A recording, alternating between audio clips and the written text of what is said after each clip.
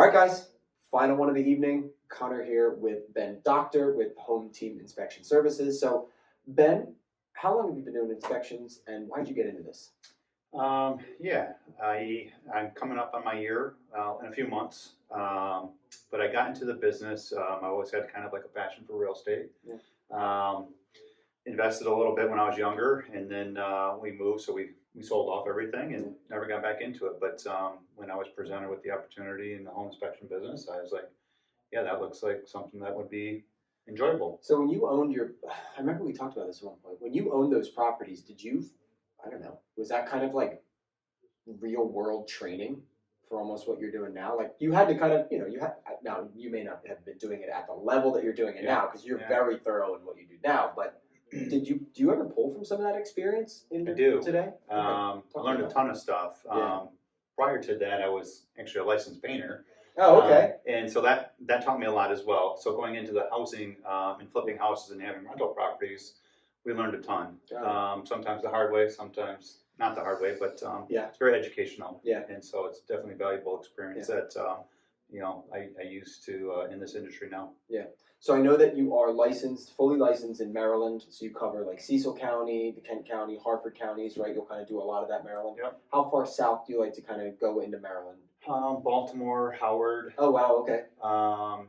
I'd probably go down to Ocean City. Okay. I've told some agents that I would go down there for them. So yeah, I'll cover pretty much a lot of Maryland. I went out to Westminster. I'm not sure what county that is. I'll take your word for it. A couple weeks ago. Self-admittedly, I'm not a Maryland or a Delaware guy. So I'm still learning some of the areas myself. It's west. Okay, all right, fair enough. Yeah. Fair enough. So obviously, I have been to every single home inspection for every home I've ever sold. Yeah. Right. I have learned more about. I mean, this is kind of an obvious statement, but you learn more about the houses that you're selling by going to these inspections and by learning these things. Yeah. The biggest concern agents have is that my home inspector is going to be a deal killer. Yeah. He's going to talk to the client in a way that scares the living heck out of them, right? That they're going to have second thoughts and all this. Yeah. So I'm sure that obviously there's a technical component of your job, right? Of knowing how to inspect the right things. Yeah. But there's also a people part of this job. I need to make sure that I can manage the buyer through this inspection in an appropriate way. Give them the scares if you need to, but also, don't overscare them. So how do you kind of approach that balance? How do you approach the balance of keeping them kind of sane throughout this kind of tough inspection? Yeah, that's actually probably my favorite part about it is educating them on the house without doing what you said and scaring them away, right? Not too much. So another big reason I got into the business was I felt like I spent 19 years in a leadership position prior to, and I felt like that, what I loved about it was the people side, growing people, helping them develop, helping them educate them, and it translates to this business. So to answer your question, I start out the inspection when they first show up. We have a meeting, and I tell them, I'm like, look, no house is perfect, not even if it's a new build, but everything can be fixed. And you can talk to your agent about negotiating that with the seller if it comes to that. But, so really I try to give them an educational form. We walk through the house, I show them, X, Y, and Z. If there's any major components, normally I text the agent ahead of time before I'm in front of the buyer to talk to them about it, just so they have a heads up. But again, I take a non-alarmist approach. Everything can be fixed. It doesn't really matter, failing roof, failing foundation, it can be fixed, right? It's just a matter of who's going to fix them if they want to move forward. Yeah, and you normally go out as a team, right? I do. As two people generally on each home inspection, kind of one guy starts inside, one guy starts outside a little bit, or up and down type deal. Yeah, and we had spoken before about that, and I'm very used to my home inspections being like a 3.5 hour, 4 hour endeavor. I mean, from what we were talking about, you guys do it in like half that time. Right? Most of the time you guys are doing it pretty quickly. Yeah, typically I'll start on the outside, and who's with me will start on the inside. Okay.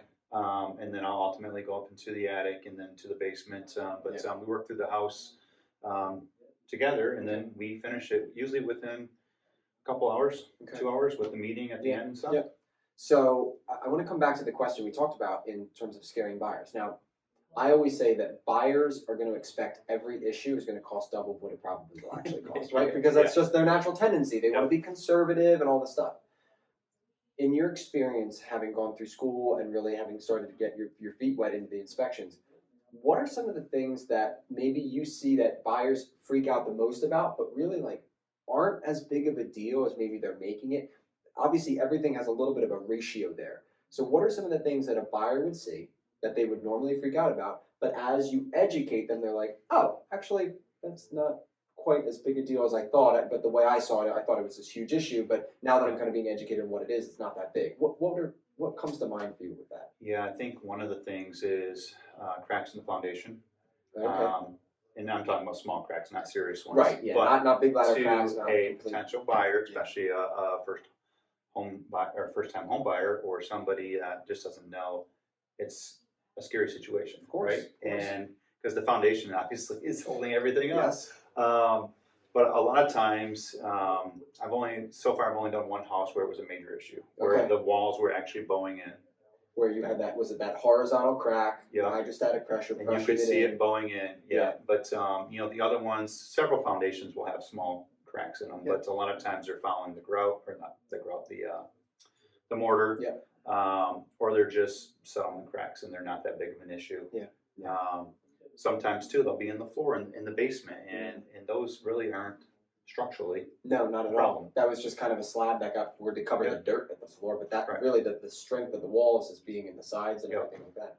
Yeah, I mean, I've had to deal personally. I've had to deal and bring multiple structural engineers through homes. I've had to deal with multiple of those large cracks. I mean, the hardest one for me, and this is the curiosity that I've ever heard too, is in every inspection report, it's a non-invasive inspection. And that's hard sometimes. It is. Because you go down to a basement, unpermitted, finished basement. Yep. I can't see behind those walls. Mm-hmm. We had a situation, went down there, was a finished basement, but we said, hey, there was mold. No problem. They said, we'll remove all the sheetrock, but we're not going to put new sheetrock back. I said, that's fine. That buyer's going to want to do it themselves. Problem is, I go there the day of closing for our final walkthrough. Guess what we see? Mold.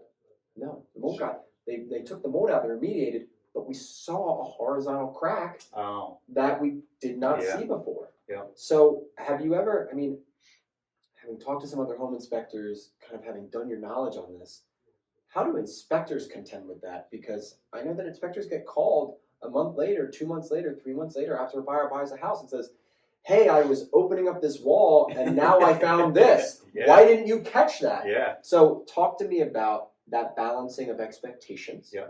That it is a non-invasive inspection and that it's to the best of what we can visually see, but we can't rip the whole house down to its studs and rebuild it back together. So how do you kind of navigate that invasive, non-invasive aspect? So it starts with the welcome meeting and letting them know this is a visual inspection. We can't see through walls. We are going to take your HVAC apart a little bit, but other than that, we're not going to be able to see what's behind those walls. And at the end, we reiterate it again, but hopefully that they understand, right? There's no way I can know if there's a problem behind this wall, right? Even if you have an infrared camera, it's not going to tell you there's a crack in the wall necessarily, right? So yeah, it is a visual inspection, and we lay that groundwork at the beginning. We reiterate it at the end, so there's an understanding when we walk away. Some of those things, I'm trying to think like, all right, I have a finished basement, the beam is covered and I can't see the beam, right? But on the first floor, the stairs, I have that small lilt on the inside of the stair that's facing into the center of the house. I go to the second floor, and one of the door frames on the second floor, I see that little corner crack, right, just peeking out a little bit. So do you do that? Do you use like clues from around the house to maybe try and then pinpoint back to where an issue could be originating from, but you're just seeing like the side effects of it? Okay. I've seen a whole staircase in a house recently that was, it was just a little bit like this, and you got to the second level and you could see the floor was like this. But this building was 109 years old too. Well, fair. Yeah. So there's natural settlement that's not that occur. Concerning to me when it's that old, right? And it's still standing. If it was a 2004 build, then it may be a little bit more concerning, right? A newer home. But yeah, we do look for things like that, and then I'll try to track it up and down to see if there's more of an issue somewhere. But again, if the walls are covered in the basement, it's hard to see that. If the ceilings are all covered, it's hard to see that. What type of houses do you prefer to inspect? Ranchers, 2 stories, duplexes, townhouses, condos? What's like the? I mean, some are easy. Yeah, condos are condos Well, are pretty easy. Yeah, man, of course. 'cause- Yeah, we're not doing all the structure. We're not doing all that. Yeah. But what do you like? Like your Um, preference. I mean, it could just be the style of house you like. Yeah, I don't know if I really have a preference. I mean, a ranch is probably easier than a two-story because Sure. the roof is right there. It's easy Right. to get on. Right. I prefer a house that has a decent attic I can get up in Okay. without being too climbing around like a jungle gym. Yeah. But who knows what that is, right? Yeah. If I'm a homeowner and I'm thinking I just want the house that has the least potential for issues, is there any guiding force there? Is it kind of a crapshoot? Like could be depending on the builder, it could be the age of the house, Yeah. could be new growth lumber, old growth lumber, it could just be a lot of the external factors, water tables. Like if I'm a buyer and I want to say, if I had to rank them, right? I had to put them on a rank, what kind of house would be the house that might have the least potential issues? That's a good question. I think that there's a lot of variables. Of course there is. There's a lot of variables. Probably would be a ranch versus a two-story. Okay. Because there's one level, Yeah. right? And then there's the basement. So there's less weight. Yeah, load is spread out more evenly. Yep. Right. Yep. So maybe, I don't know, fact check me, I don't know. But I could be off. That's just your preference and your feel. I think I've probably found fewer challenges or opportunities in a ranch, in the ranches that I've done than the two stories. All right, so that's what you need to know. Yeah. Don't quote us, but maybe. I think at the end of the day, the home inspection is the most important part of it, right? And having someone that's going to be thorough, that's backed by a good company that really does their work and vets their work and make sure, look, there's no guarantees in home inspection, like we talk about that, but it's that we can know that we're going out to do the best job possible. Yep. That we can have good communication, that I have somebody that's not going to scare my buyer away, that's going to be able to be timely in the way that they get the inspection done, timely in the way that they're going to get the report back to me, and then be available for those questions after the inspection. If someone wants to get in contact with you, what's the best way to do it? Either visit the website at hometeam.hartfordcounty.com. Okay. And we will put that link in there, yes. It's something along Yeah, those or lines. just like rewatch the video 4 times. To get it. or my cell, 616-889-6292. Perfect. Yeah. So we'll make sure we put all that info, like everybody we did today. So Ben, thank you very much. Thank you. Appreciate your time today. All right, thank you.